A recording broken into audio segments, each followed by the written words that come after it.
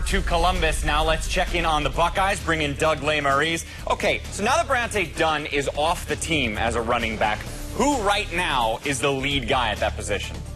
It's Mike Weber, the redshirt freshman from Detroit.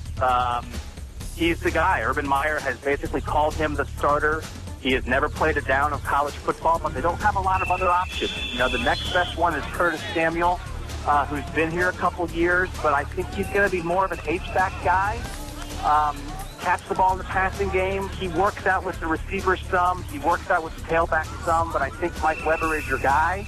I don't think he's necessarily a 20-carry-a-game guy like Ezekiel Elliot was. I think Curtis Samuel mixes in, but I think Mike Weber is going to be the man who leads that rushing attack.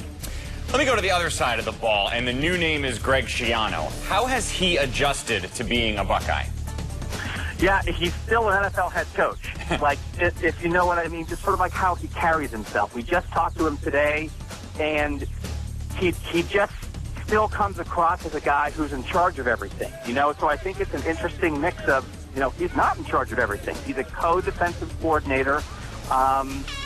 You know, he has to adjust to some of the ways Ohio State does things. A lot of his answers today, you know, was, well, you know, I haven't experienced this scrimmage at Ohio State yet, so I don't know how I'm going to react. You know, he's going along with the program.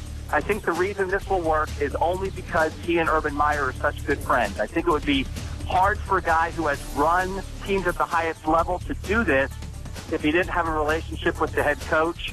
But because of that relationship, you basically have an extra head coach as an assistant on defense. Interesting stuff. Doug Lesmerises, thank you very much, sir. Thanks, guys.